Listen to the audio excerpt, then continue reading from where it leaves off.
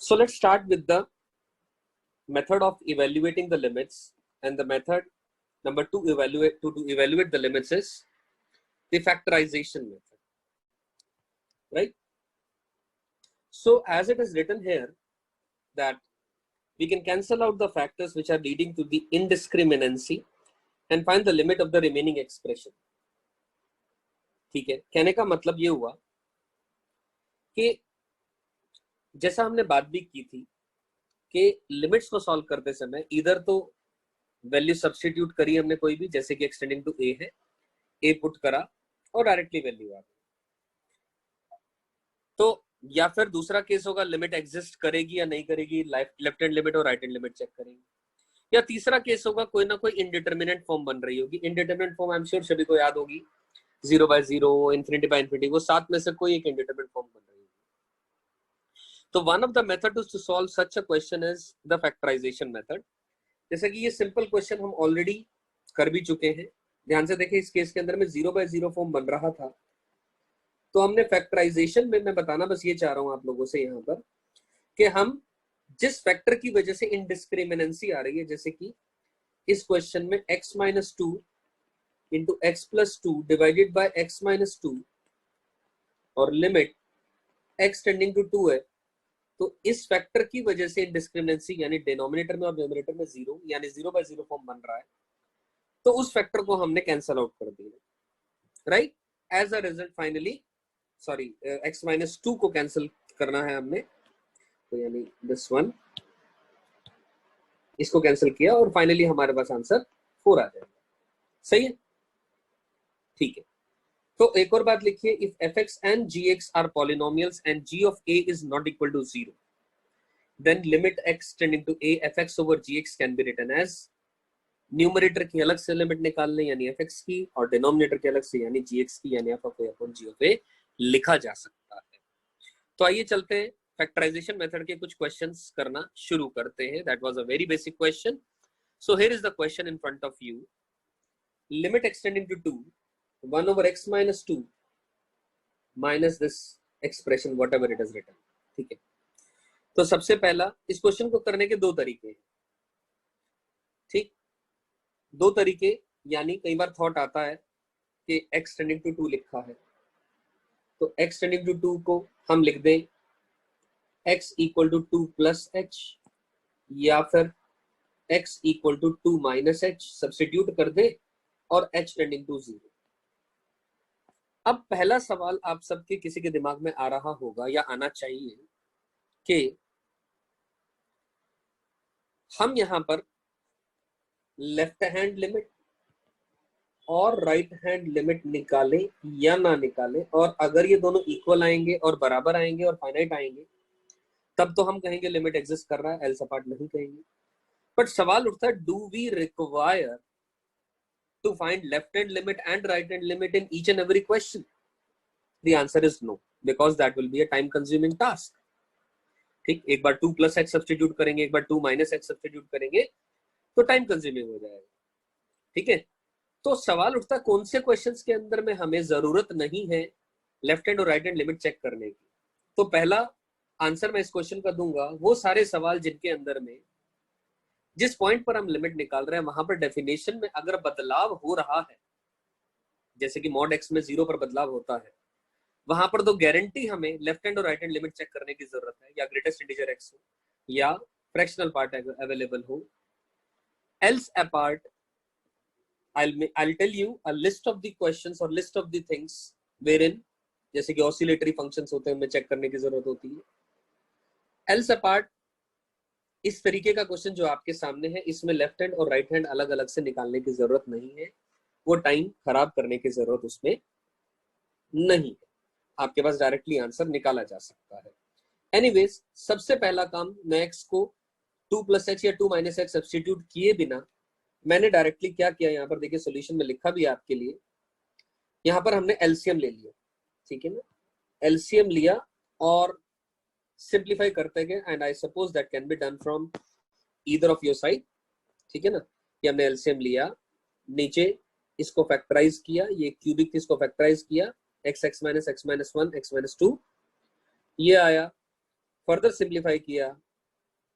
और सिंप्लीफाई करने के बाद ये हमारे पास चीज निकल करके आ गई। अब जैसा हमने ऊपर भी लिखा था कि the vector which is creating a indiscriminacy यानी x-2, तो उसको हमने ऊपर और नीचे से कैंसल आउट कर दिया, उसके अलावा जो बची चीजें वो लिख दिया, ये लिख दिया। अब हम डायरेक्टली सब्सटीट्यूट कर सकते हैं वैल्यू x = 2 और ये आपके सामने आंसर आ जाएगा। You getting my point? या फिर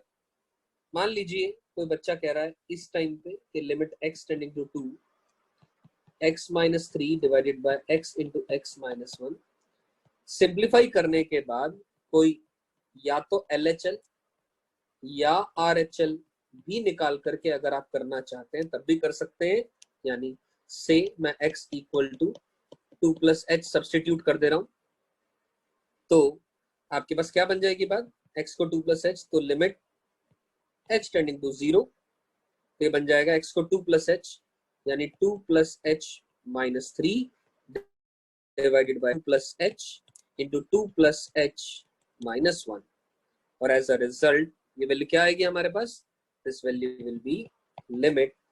h टेंडिंग टू 0, ध्यान से देखें क्या आ जाएगा, कितना, h-1 divided by h + 2 into h+1, और आप 0 वैल्यू सब्सटीट्यूट कर दें तो -1 divided by 2, that will be the answer to this question. चाहे डायरेक्टली आपने वैल्यू सब्सटीट्यूट किया -1/2 निकालने के लिए, या फिर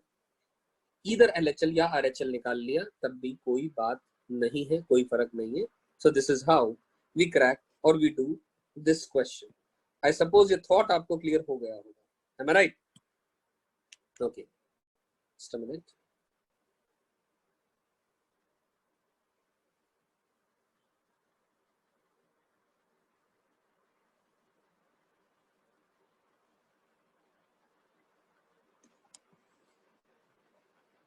Okay,